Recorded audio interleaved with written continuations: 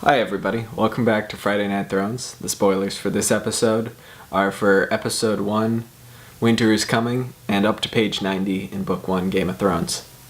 So the show starts off with the 3 men of the Night's Watch, just like the book does. Royce is leading these 3 men because he is the one with the most noble birth, and apparently that counts for more than experience.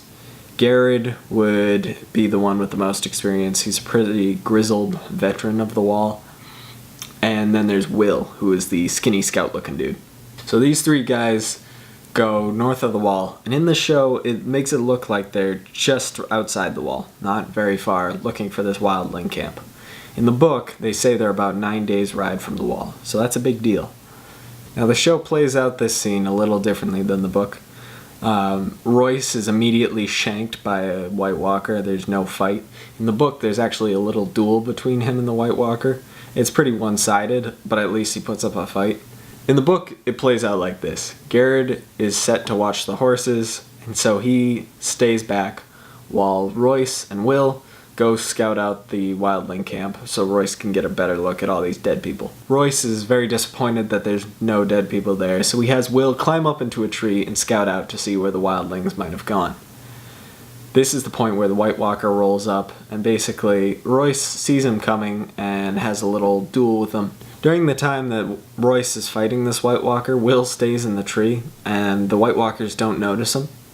So after Royce is killed, Will climbs down, but unfortunately for him, reanimated Royce gets up and chokes him to death. So Garrett is the lone survivor because he's back with the horses and he's able to ride back to the Wall.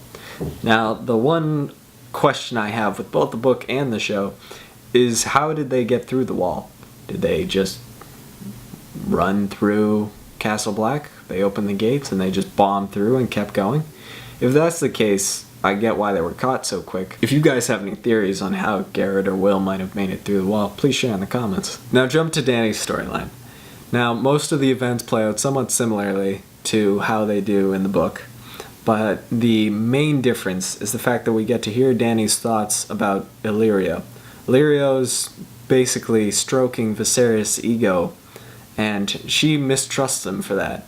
Whenever he says things like, "They drink secret toast to your health," she kind of calls bullshit, but she doesn't say anything, because at this point, her opinion doesn't matter to anyone. One thing the show did that I thought was kind of funny is they just have Khal Drogo ride up and just give her the once-over and go, "Yeah."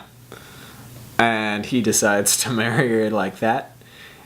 In the book, there's a little more pomp and circumstance. They go to Khal Drogo's manse, which is like his big mansion right outside the city. And he meets her, and we don't really get to hear how the first meeting goes.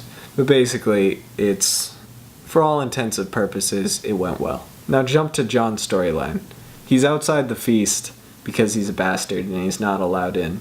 In the book, though, instead of just hitting a training dummy and sitting outside, he is getting drunk with some squires. This is his first time getting drunk, so he's drinking way more than he should. And Benjen rolls up. Jon asks to be in the Night's Watch, and Benjen says no. But he says a particular line that gets Jon very upset. He says, "Talk to me after you fathered a few bastards of your own," which strikes a real emotional chord with Jon. Jon explodes. He basically loses his shit in front of everybody. He says, "I will never father a bastard," and we really get to look at how much Jon hates being a bastard, how much pain it really brings him. Now, unfortunately for Jon, everyone's looking at him now. He gets up from the table and he's like teary-eyed, so he walks away, not looking, and runs into this lady carrying wine. Wine goes everywhere, everyone laughs at him.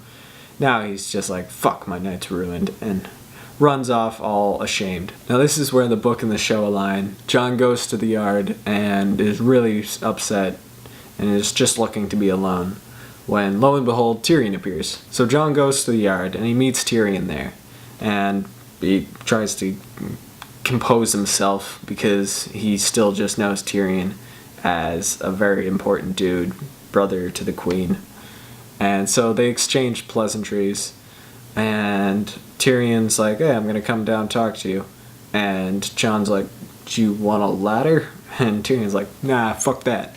and does like a somersault. Now, just like in the show, he gives them his use your weakness as armor so your enemies can never use it against you line, and it's pretty much the same. Now, there's one part in the book, as Tyrion's leaving Jon's company, he goes back to the feast and he opens the door, and the light pours out, and it casts Tyrion's shadow across the whole yard. And it in the book says, and for that moment, Tyrion Lannister stood as tall as a king. I really like that. I don't know if they could have incorporated it into the show, but I really would have loved to see that scene. Now jump to Daenerys' wedding. The wedding is pretty much the same between the books and the show, up until she is given her horse. Now when she rides the horse, she has this moment of fearlessness, which I think is really great, as her transition out of being this helpless, fearful person who can't escape her world, she's finally given something that she is in control of, and she feels strong and confident for a little bit. Up until Viserys comes over, is like, you better please Khal Drogo, or you'll wake the dragon like you've never woken him before. So it goes back to her fear kind of being linked to Viserys. Now my real problem with this next scene, the consummation of Drogo and Daenerys' wedding, is the fact they made it out to be 100% a rape scene. It's just Drogo saying no, no, no, and then raping her. It's absolutely terrible to watch, and it doesn't do their relationship any justice. In the book, it goes down very differently. He's very gentle. He uses no as his way of communicating with her, as in seeing what's okay with her. Now, granted, he takes a lot of liberties, I'll give you that, but what it breaks down to is, at the end, she says yes. It ends up being consensual sex, and he's not just raping her. And I don't know why they chose to switch up what could have been a very powerful scene, showing the transition between her never having a choice in anything, and finally saying something, yes, this is what I want. But unfortunately, HBO said, nah, rape scene. I don't like how this scene was executed at all, because instead of this showing Khal Drogo and Dany building a relationship on mutual respect, it just shows Khal Drogo objectifying Dany as something he uses. This scene makes it very confusing for their future relationship development. It doesn't show, without that mutual respect that's shown in the book, it just makes it very confusing. Now jump to Bran's storyline. The only difference here really is that Bran overhears Cersei and Jaime talking about all the little plots, all the little games and schemes that the Lannisters have been cooking up. In the show, this is all addressed in one of the earlier scenes when Cersei and Jaime are talking in King's Landing. So then Bran is pushed out the window, and that ends episode 1, Winter is Coming. Thanks everybody for watching the first episode of Friday Night Thrones. I hope you enjoyed it. If you'd like to talk about anything about the adaptation between the book and the show, please do so in the comments. And if you really like this, please subscribe and give this video a thumbs up.